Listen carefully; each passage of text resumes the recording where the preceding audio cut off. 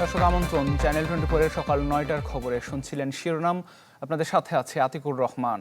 দর্শক, এই মুহূর্তে আমরা ঢাকা বিশ্ববিদ্যালয়ের মহসিন হলে চলে যেতে চাই। আমাদের সহকর্মী আবির হোসেন রয়েছেন সেখানে। আবির, আমরা দেখলাম কিছুক্ষণ আগেই ম্যাচটি শেষ হলো এবং আর্জেন্টিনার সহজ জয় একদমই বলা যায়, এবং মেসির হ্যাটট্রিক। কি বলছেন মেসি ভক্ত যারা রয়েছেন বা আর্জেন্টিনার সাপোর্টার যারা রয়েছেন সেখানে?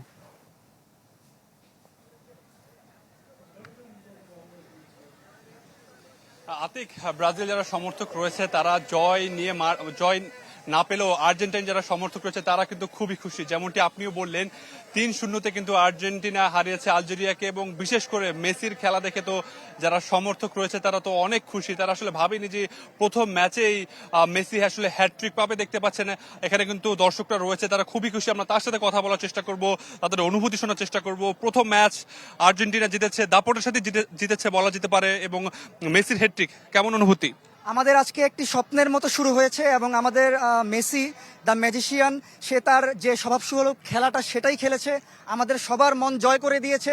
আমরা ইনশাল্লাহ চ্যাম্পিয়ন হব, ইনশাল্লাহ। এখানে আরেকজন সমর্থক রয়েছে, আমরা তার কথা শোনার চেষ্টা করব। ভেবেছিলেন প্রথম ম্যাচেই, হয়তো আশা ছিল আর্জেন্টিনা ভালো খেলবে, কিন্তু প্রথম ম্যাচেই মেসির হ্যাটট্রিক কখনো কি ভেবেছিলেন? আচ্ছা, আমি এই বয়সে যে মেসি হ্যাটট্রিক করবে এটা আমি আসলে ভাবিনি, কিন্তু হ্যাঁ, অফকোর্স হচ্ছে আর্জেন্টিনার প্রতি একটা বিশ্বাস ছিল যে সে ভালো খেলবে, এন্ড আজকে সেই আর্জেন্টিনাটা আমাদের ড্রিম ফুলফিল করে দিয়েছে। তারা যদি এইভাবে পারফরমেন্স করে, ইনশাআল্লাহ ওয়ার্ল্ড কাপটা আমাদের হাতে আবার আসবে। ব্রাজিল সমর্থকরা তো প্রথম ম্যাচে জয় পায়নি, একে ড্র করেছে মরক্কোর সাথে। ব্রাজিল ফ্যানদের উদ্দেশ্যে কিছু বলার আছে? ব্রাজিল ফ্যানদের উদ্দেশ্যে একটাই হচ্ছে বলার, যে এই পারফরমেন্সটা হচ্ছে তাদের ট্রোলের একটা জবাব। এইভাবেই আমরা ইনশাল্লাহ আমরা আগিয়ে যাব, ইনশাল্লাহ 4 নম্বর স্টারটা আমরা ইনশাল্লাহ লাগিয়ে নেব, ইনশাল্লাহ।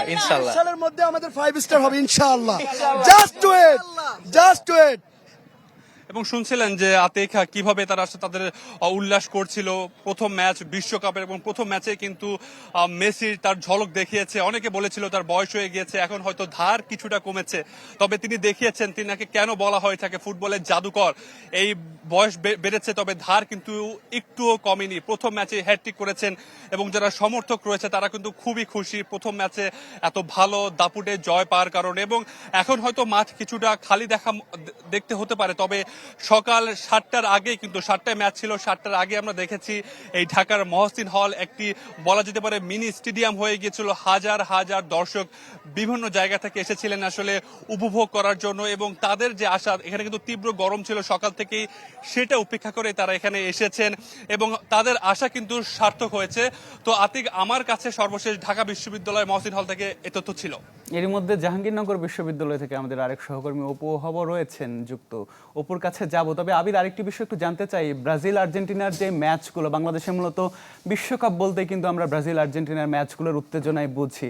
টিএসসিতে ঘুরেছেন নিশ্চয়ই, সেখানের পরিস্থিতি কেমন দেখেছেন? যারা দর্শকরা রয়েছেন, যারা আর্জেন্টিনা সাপোর্টার রয়েছেন, বা অন্যান্য টিমেরও অনেকে আসলে খেলা দেখতে সেখানে আসেন, তাদের মধ্যে উৎসাহ উদ্দীপনা কেমন দেখেছেন আপনি?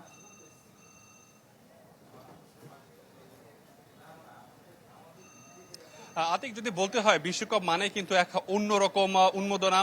সেখানে যারা দর্শক রয়েছে তারা কিন্তু সব সময় আসলে যে দলেরই খেলা হোক, বিশ্বকাপ মানেই কিন্তু তারা সব দলের কিন্তু খেলা দেখে। জার্মানি বলেন, নেদারল্যান্ডস বলেন, বেলজিয়াম বলেন, স্পেন বলেন, ফ্রান্স বলেন, সব দলেরই কিন্তু সমর্থক রয়েছে। এবং যারা এখানে আছে আমরা তাদের কাছে একটু শুনতে চাই, যারা খেলা দেখলেন এবং যারা আর্জেন্টিনা ছাড়া আপনার কাছে কি মনে হতে পারে, আর্জেন্টিনাকে টক্কর দেওয়ার মতো দল কারা কারা রয়েছে? আমাদের যে খেলার স্ট্র্যাটেজি, সেই তুলনায় মানে আমাদের সাথে কম্পিট করার মতো আমি মনে করি দুইটা দল আছে, সেটা হচ্ছে ফ্রান্স এবং স্পেন। এই দুইটা দলকে আমাদের পারফেক্ট কম্পিটিটর মনে হয়। আপনার কাছে কি মনে হয় যে আর্জেন্টিনা তো প্রথম ম্যাচ ভালো খেললো, এরকম খেলা তারা আসলে কন্টিনিউ করতে পারবে? আমাদের যেই টিম ক্যাপাসিটি আছে, আমাদের যেই প্লেয়ার্স আছে, এবং আমাদের যেই মিডফিল্ড আছে, অ্যাটাকার্সরা আছে, সব মিলিয়ে আমাদের ইনশাল্লাহ আমাদের কনফিডেন্স আছে যে আমরা এই ওয়ার্ল্ড কাপটা আমাদের ঘরে রাখতে পারবো। আতিক, শুনছিলেন যে তারা আসলে আশাবাদী, যারা আর্জেন্টাইন ভক্ত রয়েছে তারা আশাবাদী এই প্রথম ম্যাচ না, পুরো বিশ্বকাপ জুড়ে তারা ভালো খেলবে। এবং অন্যান্য দল শুনছিলেন তারা তাদের আসলে প্রতিপক্ষ আর্জেন্টিনার জন্য হুমকি কারা হতে পারে সেটাও জানিয়েছে। তো সবকিছু মিলে বলা যেতে পারে এক ধরনের উৎসব মুখর পরিবেশ ছিল এই ঢাকা বিশ্ববিদ্যালয়ের মহসিন হলে। আশা করা যাচ্ছে পরবর্তী ম্যাচেও যারা আর্জেন্টাইন ভক্ত রয়েছে তাদের আশা মেসি এবং আর্জেন্টিনা এভাবেই আসলে ভক্তদের মন জয় করবে। আবির, আরেকটি বিষয় একটু আপনার কাছে যেটি জানতে চাচ্ছিলাম শুরুতে, টিএসসি কেন্দ্রিক একটা বড় জমায়েত কিন্তু হয় খেলাকে সামনে রেখে, সেই জায়গাতে তাদের মধ্যে আসলে উৎসাহ উদ্দীপনা আমরা দেখি যে সব সময় বেশি থাকে।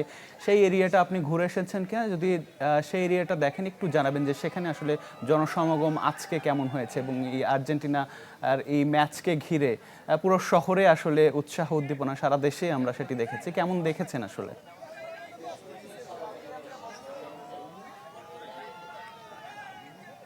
আতিক, যদি টিএসসির কথা বলতে হয়, টিএসসির পরে কিন্তু একটু পরে মহসিন হল, এবং আমরা আসার সময় দেখেছি টিএসসি হল কিন্তু পুরোটি ভরে গিয়েছে। পতাকা নিয়ে এসেছে, কেউ তার প্রিয় দলের জার্সি নিয়ে এসেছে।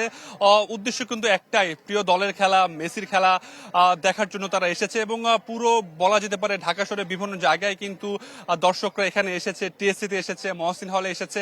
এবং শুধুমাত্র যারা প্রাপ্তবয়স্ক এরকম কিন্তু বিষয়টা না, আমরা দেখেছি ছোট ছোট বাচ্চা নিয়েও কিন্তু তাদের অভিভাবকরা এসেছে খেলা দেখার জন্য। এবং আমরা যদি পিছনে দেখাতে পারতাম, সেখানে আমরা অনেক দেখেছি, অনেক দর্শক এখানে এসেছে খেলা দেখার জন্য। তো আতিক, বলা যেতে পারে আর্জেন্টিনার খেলা আর তরুণ সমাজ যারা বাংলাদেশের ভক্ত রয়েছে তারা বাসায় থাকবে এটা আসলে বলা যায় না। তো পুরো ঢাকা শহর থেকে কিন্তু মানুষ এসেছে, টিএসসিতে এসেছে, মহসিন হলে এসেছে। তো সব মিলিয়ে পুরো ঢাকা শহরে কিন্তু বলা যেতে পারে এক ধরনের উৎসবমুখর পরিবেশ ছিল। একদমই আবির, অনেক ধন্যবাদ আমাদের সাথে যুক্ত হবার জন্য। আমরা এই পর্যায়ে একটু জাহাঙ্গীরনগর বিশ্ববিদ্যালয়ে চলে যেতে চাই। অপু, আর্জেন্টিনার প্রথম ম্যাচ বিশ্বকাপে তাদের যাত্রাটা আনুষ্ঠানিকভাবে শুরু হলো এই ম্যাচের মধ্যে দিয়ে, এবং সেখানেই তারা দুর্দান্ত একটি জয় পেয়েছেন। আমরা দেখলাম খেলা, নিশ্চয়ই আপনি দেখেছেন। যারা জাহাঙ্গীরনগর বিশ্ববিদ্যালয়ের শিক্ষার্থী রয়েছেন, এই জয়ের পরে তাদের মধ্যে উৎসাহ উদ্দীপনা আপনি কেমন দেখছেন? তাদের মধ্যে উচ্ছ্বাস কেমন এখন?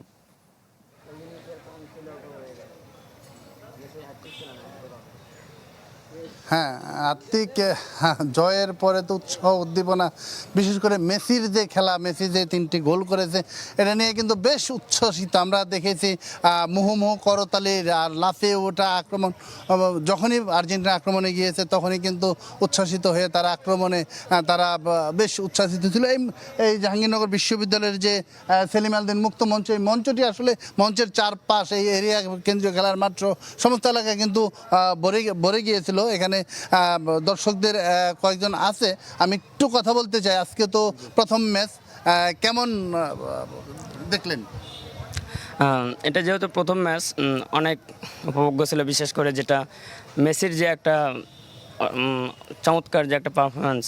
বিশেষ করে আমরা যারা মেসিয়ান আছি, যারা আর্জেন্টিনা আছি, তাদের সবসময় একটা আক্ষেপ ছিল যে মেসি বিশ্বকাপে কোনো হ্যাটট্রিক নেই।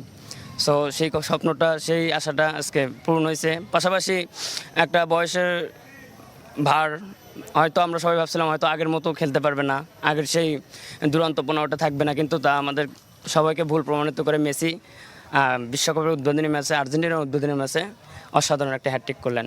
আমরা সবাই উপভোগ করেছি এবং আশা রাখছি এই গোলের ধারাবাহিকতা অব্যাহত থাকবে, এবং পুরো আর্জেন্টাইন টিম যে খেলাটা 2022 সালে শেষ করেছে এবং আমাদেরকে চ্যাম্পিয়ন করেছে, ওই খেলাটির ধারাবাহিকতা বজায় রাখবে সামনের ম্যাচগুলোতে।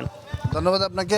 আতিক, শুনছিলেন আসলে এরকম ছোট ছোট কথাগুলো এরকম কিন্তু এখানে একদম সব দলের সব মতের দর্শকরা কিন্তু এখানে এসেছিলেন, এবং আর্জেন্টিনা, ব্রাজিল সহ সমস্ত দলের একসাথে কিন্তু খেলা দেখেছেন এবং উপভোগ করেছেন কোনো প্রকার বিশৃঙ্খলা ছাড়াই। আতিক।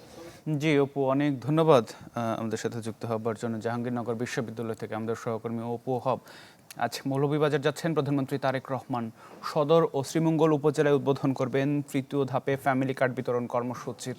একই সাথে যোগ দেবেন জনসভায়। প্রধানমন্ত্রীর সফর ঘিরে ব্যাপক উৎসাহ উদ্দীপনায় রাজনৈতিক অঙ্গন সহ সাধারণ মানুষ। তাদের প্রত্যাশা, এই সফর হবে উন্নয়ন আর সম্ভাবনার নতুন বার্তা। প্রধানমন্ত্রী তারেক রহমানের আগমন ঘিরে কয়েক স্তরে নিরাপত্তা নিশ্চিত করেছে আইনশৃঙ্খলা বাহিনী।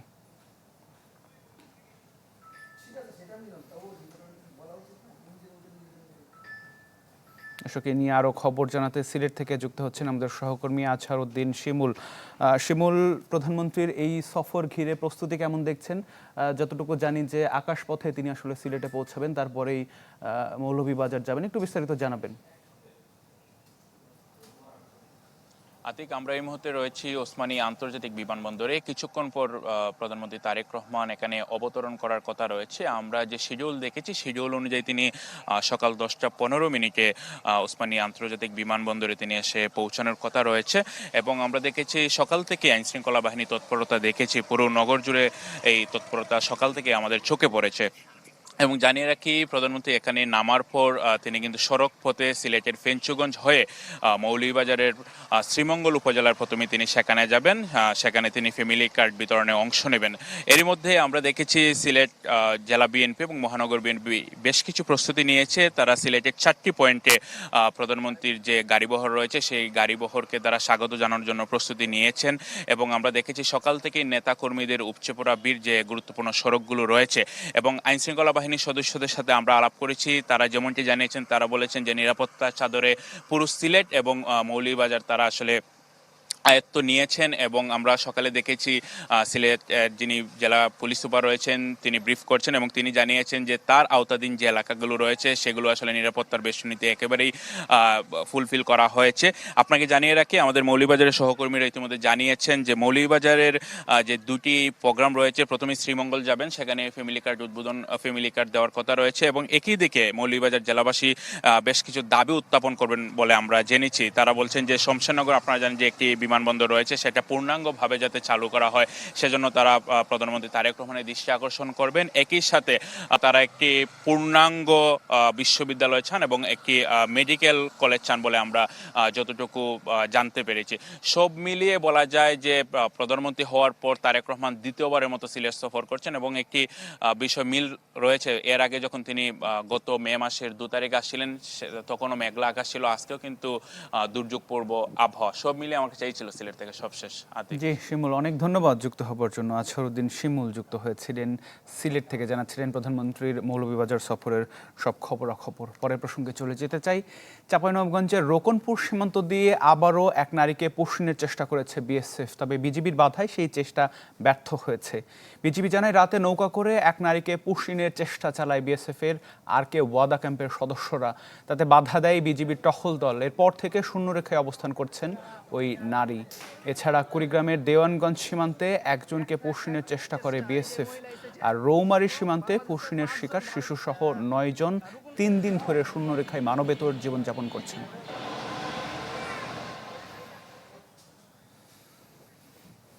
জাতীয় সংসদে সীমান্তে পুষিন সংক্রান্ত নোটিশ নিয়ে গড়িমসি করা হচ্ছে, এমনকি বাদ দেয়া হচ্ছে কার্যসূচি থেকে। সংসদের LD হলে সাংবাদিকদের সঙ্গে মতবিনিময়ে এই অভিযোগ করেন জামায়াত আমির ডাক্তার শফিকুর রহমান। সীমান্তে পুষিন এই সমস্যা, আমার নোটিশদাতাকে ডেকে নিয়ে বলা হয়েছে যে এটা সেন্সিটিভ ইস্যু, আপনি একটু উল্টো করেন। তিনি বলছেন আমি উল্টো করবো না। সেন্সিটিভ ইস্যু বলেই তো আমি আলোচনা করতে চাই, দেশের স্বার্থে, স্বাধীনতা সার্বভৌমত্বের স্বার্থে।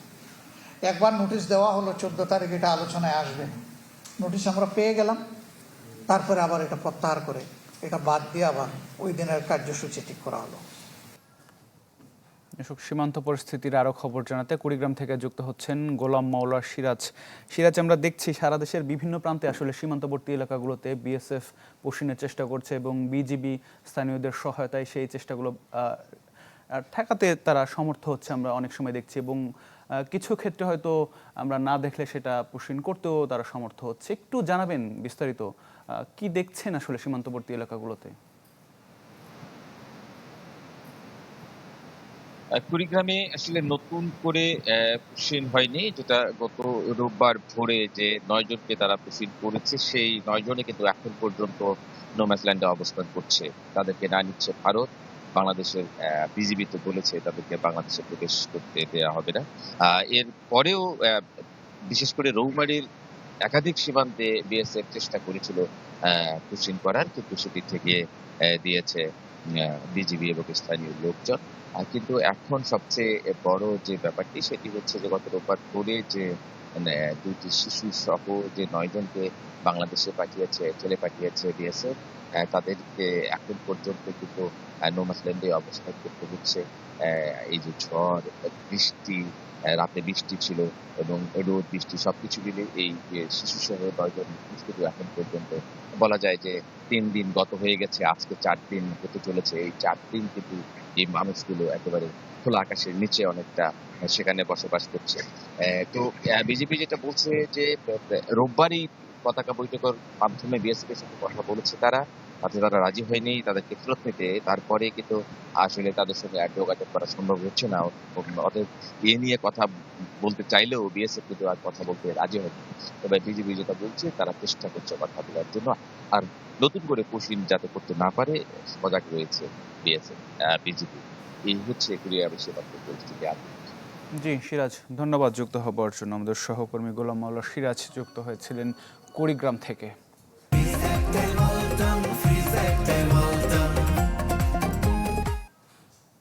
দুবাইয়ে গ্রেপ্তার সাবেক পুলিশ প্রধান বেনজির আহমেদের নানা তথ্যপত্র ইন্টারপোলের প্রতিনিধিদের হাতে তুলে দিল দুদক। আন্তর্জাতিক সংস্থাটির 2 প্রতিনিধি দুদকে গিয়ে বিভিন্ন নথিও যাচাই বাছাই করেছেন। বেনজিরকে দেশে ফিরিয়ে আনতে 2টি মন্ত্রণালয়ের মাধ্যমে সংযুক্ত আরব আমিরাতে চিঠিও দিয়েছে দুদক। জিহাদ ঘোষণা করবে, দুর্নীতির সঙ্গে কোনো আপোষ নাই। পুলিশের সাবেক মহাপরিদর্শক বেনজির আহমেদের বিরুদ্ধে দুর্নীতির অভিযোগ ওঠে আওয়ামী লীগ সরকারের আমলেই। অভিযোগ আছে গুম খুন সহ শেখ হাসিনার অপরাধের প্রাতিষ্ঠানিক রূপ পায় বেনজিরের সহায়তায়। বিপদের আঁচ করতে পেরেই দেশ ছেড়ে পালিয়ে যান সাবেক পুলিশ প্রধান। অবশেষে বছর 2 পর দুবাইয়ে ধরা পড়ে ইন্টারপোলের হাতে। এরপর থেকেই আলোচনায় তাকে দেশে ফিরিয়ে আনার বিষয়টি, যা সংসদেও তুলে ধরেন স্বরাষ্ট্রমন্ত্রী। বেনজির আহমেদকে সংযুক্ত আরব আমিরাত পুলিশ কর্তৃক গ্রেফতার করা হয়েছে। সরকারের এমন অবস্থানের পরপরই কাজ শুরু করে ন্যাশনাল সেন্ট্রাল ব্যুরো এনসিবি।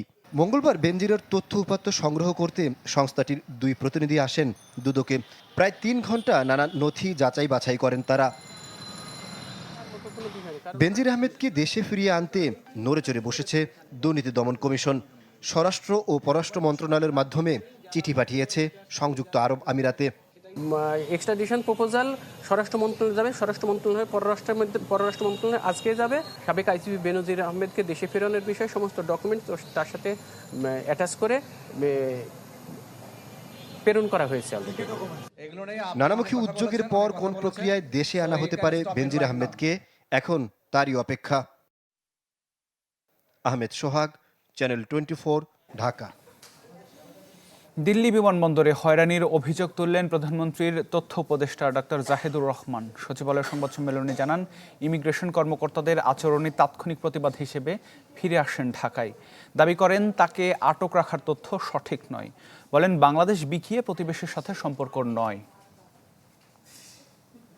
কি হয়েছিল দিল্লিতে রাগঢাক বাদ দিয়েই নিজের মুখে সবটা বললেন প্রধানমন্ত্রীর তথ্য উপদেষ্টা। এই রাষ্ট্রের একটা পদে আছি, সেই পদের প্রতি যে সৌজন্য সেটা ল্যাক করেছে বলে আমার মনে হয়েছে। শুরুতে জানান, বর্তমান সরকার জনগণের ভোটে নির্বাচিত, বার্তাটা প্রতিবেশীকে দেয়া ছিল জরুরি। টু মাচ, আমি আর অপেক্ষা করব না, আমি ব্যাক করব। তারপর আমি আসলে আমার পাসপোর্ট ফেরত চাইলাম। ইন্টারিম সরকারের সময় তারা অনেকবার এই কথাবার্তা বলেছেন যে গণতান্ত্রিক সরকারের সাথে তারা, নতুন সরকার যেটা আসবে, যেটা জনগণের ম্যান্ডেট প্রাপ্ত, তার সাথে তারা এনগেজ করবেন। আমি আশা করি তারা সেটায় এগিয়ে যাবেন, এবং আমি যদি কোথাও কোনোভাবে রোল প্লে করার সুযোগ পাই, ইনভিটেশন পাই, নিশ্চয়ই ভারতে যাব। একই সাথে স্পষ্ট করেন, নেতিবাচক কিছু হোক তিনি চাননি। বলেন, প্রতিবেশীর সাথে আত্মমর্যাদার সম্পর্ক হোক পারস্পরিক শ্রদ্ধার ভিত্তিতে।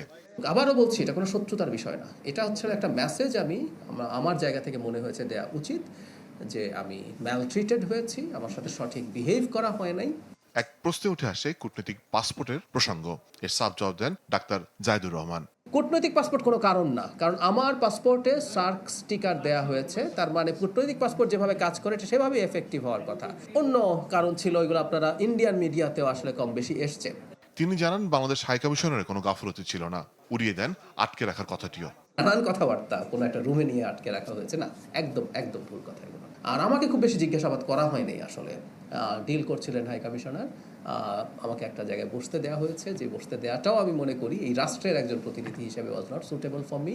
আমাদের হাই কমিশনার প্রথম থেকে আমার সাথে ওখানে ছিলেন, এটা সবচেয়ে জরুরি কথা। আমাদের হাই কমিশনার সম্পর্কেও অনেক কথাবার্তা বলা হয় যে তার দুর্বলতা গাফিলতি কিছু ছিল কিনা। আমি এখানে স্পষ্টভাবে বলছি, আমি ওখানে ল্যান্ড করার পর থেকে শেষে আমি ইন্ডিয়ান টাইম রাত 12:30টায় একটা ফ্লাইটে কলম্বো হয়ে ঢাকায় ফিরেছি, কারণ আমি চাইনি ভারতের ইমিগ্রেশন ক্রস করব, সেজন্য আমারও বেশ কিছু ঝুট ঝামেলা হয়েছে।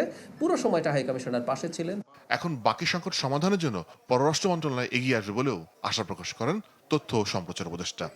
যেহেতু দুদেশের ইস্যুতে পরিণত হয়েছে, এখানে একটা কূটনৈতিক পারস্পরিক যে যোগাযোগ আছে সেটা স্থাপিত হয়েছে, সেটা তাদেরকে ডিল করতে দেয়। মোর্শেদ হাসিব, চ্যানেল 24, ঢাকা। প্রধানমন্ত্রী হিসেবে অনেকটা চাপে রয়েছেন বলে মন্তব্য করেছেন তারেক রহমান। মাঠ পর্যায়ের সাংবাদিকদের সাথে মতবিনিময়ে তিনি বলেন, কারো মত দমন করতে চায় না সরকার, করা যাবে গঠনমূলক সমালোচনাও, তবে কোনো তথ্য যেন ভুলভাবে উপস্থাপন না হয় সেদিকে সতর্ক থাকতে সাংবাদিকদের আহ্বান জানান তিনি। দায়িত্ব গ্রহণের পর প্রথমবারের মতো মাঠ পর্যায়ের সাংবাদিকদের সঙ্গে মতবিনিময় করলেন প্রধানমন্ত্রী তারেক রহমান। চীনমৈত্রী সম্মেলন কেন্দ্রে অংশ নেন এক মধ্যাহ্নভোজে। ১.৫ দশকে সাংবাদিকদের দীর্ঘ সংগ্রাম আর মুক্তভাবে কথা বলতে না পারার নানা আক্ষেপের কথা শুনেন সরকার প্রধান। মানুষের যে আবেগ, সেটা থেকে আপনি নিশ্চয়ই বুঝতে পারছেন যে 17 বছরে কেমন নির্যাতনের মুখে এবং কেমন নির্মমতার ভিতরে এ দেশের মানুষ ছিল। বক্তব্যে প্রধানমন্ত্রী জানান, অন্যের মতামতকে দমিয়ে রাখা নয়, আইনের সুশাসন নিশ্চিত করতে চায় সরকার। আমরা চাই দেশকে বিভাজন থেকে নিয়ে আসতে। হ্যাঁ, আপনার একটা মতামত থাকবে, আমারও একটা মতামত থাকবে, কিন্তু তার অর্থ এই নেই যে আমার মতামতটাকে বাস্তবায়নের জন্য একদম আপনার মতামতকে একদম দমিয়ে রাখবো এবং বিভাজিত করে দিব আমরা জাতি বা সমাজটাকে।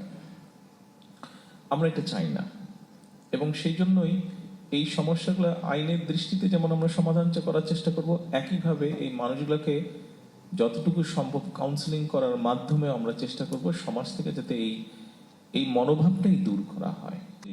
নতুন সরকারে এসে প্রধানমন্ত্রী হিসেবে অনেকটা চাপ অনুভব করছেন বলেও মন্তব্য করেন তারেক রহমান। সরকারের গঠনমূলক সমালোচনা করলেও কোনো কিছু যাতে ভুলভাবে উপস্থাপন না হয় সেদিকে সতর্ক থাকার আহ্বান জানান তিনি। ভবিষ্যৎটা আমরা এইভাবে যে আপনি সমালোচনা, গঠনমূলক যদি সমালোচনা, ওয়েলকাম দ্যাট, কোনো সমস্যা নাই। তো ভুলটাকে আপনি যদি এমনভাবে উপস্থাপন করেন যে পত্রিকার কাটতি বাড়ানোর জন্য অথবা অন্য কোনো উদ্দেশ্যে, সেটা তো তাহলে উভয়ের জন্যই বোধহয় একটা সময় ক্ষতি বয়ে আনবে। তো মূল বিষয়টা হচ্ছে আপনি আপনার বক্তব্য বলবেন, কেন বলবেন না, আমারও বক্তব্য আছে, কিন্তু ওটাকে ডিফারেন্ট উদ্দেশ্যে যদি আপনি উপস্থাপন করেন তখন হয় কি সম্পর্কটা আস্তে আস্তে খারাপ হতে থাকে। তো আমরা কেন সম্পর্কটা খারাপ করতে চাইবো? আলাপচারিতার এক পর্যায়ে ফুটবলে কোন দলকে সমর্থন করেন সেটিরও কৌশলী জবাব দেন তারেক রহমান। অনেকদিন তো একটা দেশে ছিলাম আমি। শাহনেওয়াজ পাবলু, চ্যানেল 24, ঢাকা। দর্শকের পর্যায়ে হাম পরিস্থিতি, নারায়ণগঞ্জ থেকে যুক্ত হচ্ছেন আমাদের সহকর্মী আহসান সাদিক। সাদিক, নারায়ণগঞ্জের হাসপাতালগুলোতে কেমন চিত্র দেখছেন? হাম আক্রান্ত রোগীদের সংখ্যা, বিশেষ করে শিশুদের সংখ্যা কেমন দেখছেন? আর এই হাম প্রতিরোধে আসলে টিকা কার্যক্রম কতটা চলমান রয়েছে সেটিও একটু জানাবেন। আতিক, জেলা স্বাস্থ্য বিভাগের তথ্য যদি জানাই তাহলে নারায়ণগঞ্জে এই পর্যন্ত 95 জন হামে আক্রান্ত হয়েছে, তারা যে সর্বশেষ যে তথ্যটি দিচ্ছে। তো চিকিৎসা ব্যাপারটি যদি বলি তাহলে নারায়ণগঞ্জে যে অন্যতম যে দুটি হাসপাতাল আছে এবং সেই সাথে উপজেলা যে সকল স্বাস্থ্য কমপ্লেক্স আছে সেখানে কিন্তু হাম কর্নার স্থাপন করা আছে এবং সেখানে হাম কর্নারে হামে যে আক্রান্ত রোগী আছে তাদেরকে চিকিৎসা দেওয়া হচ্ছে। তবে কিছুটা অভিযোগ রয়েছে, রোগীরা যে অভিযোগটি করছে আসলে অবস্থার অবনতি হলে তাদেরকে কিন্তু স্থানীয় পর্যায়ে চিকিৎসা দেওয়া হয় না, তখন কিন্তু তাদেরকে রাজধানীমুখী করা হয় এবং রোগীদের রাজধানীমুখী স্থানান্তরিত করার সময় কিন্তু চিকিৎসা সেবা পেতে গিয়ে তাদের কিন্তু বেশ বেগ পেতে হয়। আর টিকাদান কর্মসূচি কিন্তু অব্যাহত রয়েছে। নারায়ণগঞ্জ সিটি কর্পোরেশন বলি বা সংশ্লিষ্ট যারা রয়েছে টিকাদানের, তারা কিন্তু আসলে কর্মসূচির ব্যাপারটি কিন্তু চালিয়ে যাচ্ছে। তো মৃতের হার যদি বলি তাহলে নারায়ণগঞ্জে জেলা স্বাস্থ্য বিভাগের তথ্য না থাকলেও কিন্তু নারায়ণগঞ্জ থেকে রাজধানীতে চিকিৎসাধীন অবস্থায় মোট 4 জন রোগীর কিন্তু মৃতের খবরটি কিন্তু আমরা জানতে পেরেছি। তো বলা যায় যে আসলে অন্যান্য জেলার তুলনায় নারায়ণগঞ্জে কিন্তু এবার যে হামের যে প্রকোপ সেটি কিন্তু কিছুটা স্বাভাবিক দিকেই আসলে বলা যাচ্ছে নারায়ণগঞ্জে। তো এই হচ্ছে নারায়ণগঞ্জ থেকে সর্বশেষ হামের পরিস্থিতি খবর। আতিক। জি সাদিক, অনেক ধন্যবাদ যুক্ত হবার জন্য। হাম পরিস্থিতি জানাচ্ছিলেন আমাদের সহকর্মী আহসান সাদিক। এবারে দেশের বাইরের খবর জানাতে চাই। যুক্তরাষ্ট্রের সাথে সমঝোতা সইয়ের পর থেকে লেবাননে অন্তত 84 বার যুদ্ধবিরতি চুক্তি লঙ্ঘন করেছে ইসরায়েল, এমন দাবি করেছে ইরান। হামলা অব্যাহত থাকলে কঠোর প্রতিশোধের হুঁশিয়ারিও জানিয়েছে তেহরান।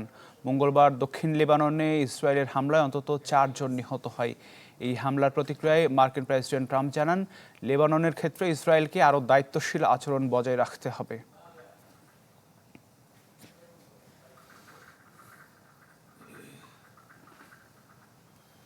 পর্যায়ে আবারও খেলার খবর জানাবো। ক্রিকেট। আজ চট্টগ্রামে শুরু হচ্ছে বাংলাদেশ অস্ট্রেলিয়া টি-20 সিরিজ। ওয়ানডের মতো এই ফরম্যাটেও ভালো ক্রিকেট উপহার দিতে চায় স্বাগতিকরা। নিজের ইনজুরি নিয়ে খুব বেশি ভাবছেন না অধিনায়ক লিটন দাস, অপেক্ষা করতে চান ম্যাচের আগ পর্যন্ত। বিপরীতে বাংলাদেশ পেস অ্যাটাকের চ্যালেঞ্জ নিতে প্রস্তুত অস্ট্রেলিয়া। সাগরিকায় ম্যাচটি শুরু হবে দুপুর 2টায়। মাইটি অস্ট্রেলিয়া বুঝে গেছে ঘরের মাঠে কতটা ভয়ঙ্কর বাংলাদেশ।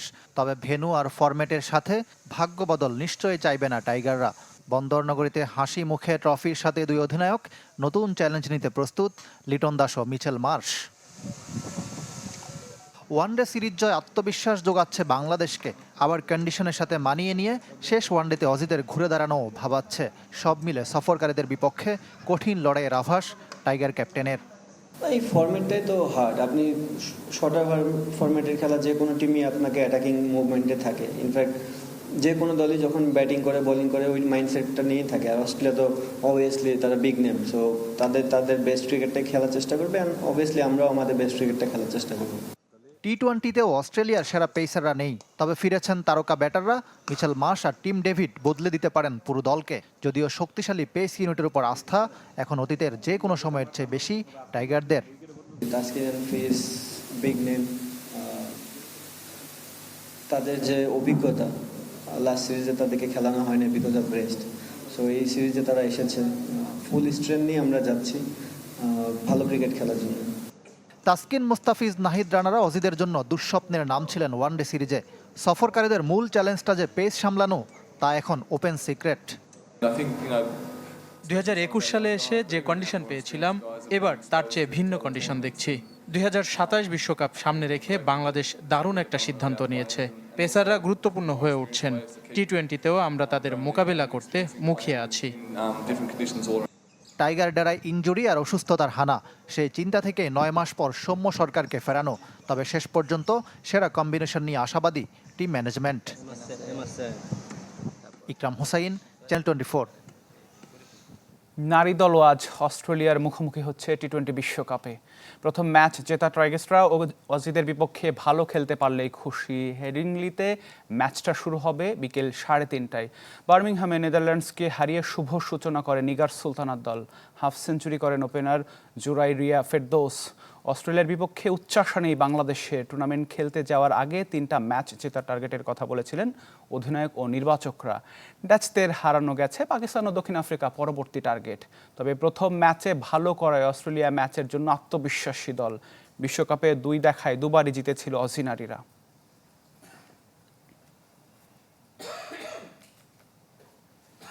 বিশ্বকাপ ফুটবলের উন্মাদনা ছুঁয়ে গেছে কক্সবাজারের রোহিঙ্গা ক্যাম্পেও। আর্জেন্টিনা, ব্রাজিলের চেয়ে ইউরোপীয় ফুটবল ও তারকাদের প্রতি বেশি ঝোঁক এখানকার তরুণদের মধ্যে। নাগরিকত্বহীনতার অনিশ্চয়তার মধ্যেও খেলাধুলাকে কেন্দ্র করে তারা খুঁজে নিচ্ছে আনন্দ, আত্মবিশ্বাস ও ভবিষ্যতের স্বপ্ন। সুমন আহমেদের ক্যামেরায় আরও জানাচ্ছেন আশিকিন প্রিন্স।